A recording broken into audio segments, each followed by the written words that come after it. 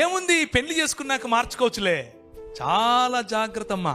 కనీసం వారానికి ఒకరు నాకు ఫోన్ చేస్తారు, అన్నా ఇలా వివాహం జరిగిపోయింది, మావాడు ఇంకా రక్షణలో లేడు, చాలా బాధపడుతున్నాం. ముఖ్యంగా సహోదరులకు చెప్తున్నా, take a stand my sister. అవతలి వ్యక్తి యేసు ప్రభువును నమ్మి రక్షింపబడినటువంటి విశ్వాసి అయితే తప్ప మీ జీవితాల్లో వారిని అనుమతించకండి. మీ పెద్దల ప్రెషర్ అయినా సరే, మీ కులం యొక్క ప్రెషర్ అయినా సరే వారితో మాట్లాడండి, కానీ ఇలాంటి దేవుని వాక్య విరోధమైనటువంటి వాటిని మీ జీవితంలో అనుమతించకండి. Same thing with young boys, యవనులు. చాలాసార్లు ఈ ఉదాహరణ చెప్తూ ఉంటాను. మిద్దెకి ఒక ఆయన తాడేసాడంట కిందోడికి, ఒరే పట్టుకొని ఎక్కరా అంటున్నాడు. ఎక్కేవాడు గుంజితే పైనోడు పడతాడా, లేకపోతే కిందున్నోడు గుంజితే పైనున్నోడు గుంజితే కిందోడు పైకి వస్తాడా? ఆత్మీయతలో కూడా అంతే. నీ స్థాయి ఏంటి? ఇశ్రాయేలు, నీ భాగ్యం ఎంత గొప్పది, యెహోవా రక్షించిన నీ జీవితం ఎంత గొప్పది. అలాంటిది తీసుకుపోయి నువ్వు ఎవరికి కట్టు పెడుతున్నావు? రాజైనా ఆహాబుతో వియ్యమందుతావా? యువర్ బిజినెస్ పార్ట్నర్షిప్ ఎవరితో ఉంది? మీరు ఎవరితో వియ్యమందుతున్నారు? మీ ఇచ్చిపుచ్చుకోవడాలు ఎవరితో ఉన్నాయి?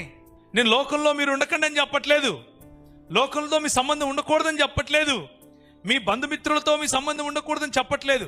కానీ మీ కుటుంబాలను నియంత్రించేంతగా వారిని లోపలికి రానివద్దు. మీ కుటుంబాన్ని, మీ ఫెయిత్ ను నియంత్రించేంతగా వారి ఇన్ఫ్లుయెన్స్, వారి యొక్క ప్రభావం, అది కులమైనా సరే, అది మతమైనా సరే, అది ప్రాంతమైనా సరే, భాష అయినా సరే, ఏదైనా సరే, బంధువర్గమైనా సరే, let nothing control your faith in the Lord Jesus Christ. Yesu క్రీస్తుతో మీకున్న సంబంధాన్ని ఇవేవి కూడా నియంత్రించకుండా ఉండేందుకు మీరు సిద్ధపడాలి.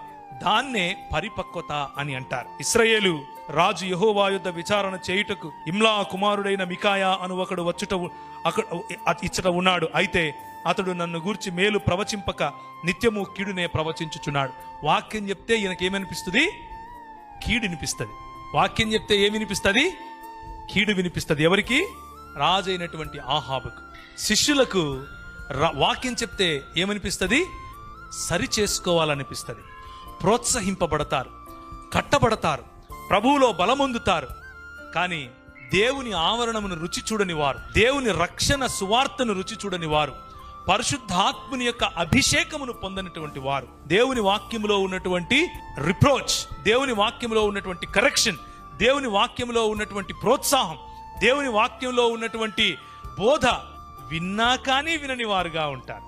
వారికి ఏమనిపిస్తుంది? అది వీడెప్పుడూ నా గురించి మంచి చెప్పడరా, వీడెప్పుడూ నన్ను తిడతానే ఉంటాడు అని అనుకుంటారు. పరిపక్వత లేమికి ఉన్నటువంటి తేడా ఇది.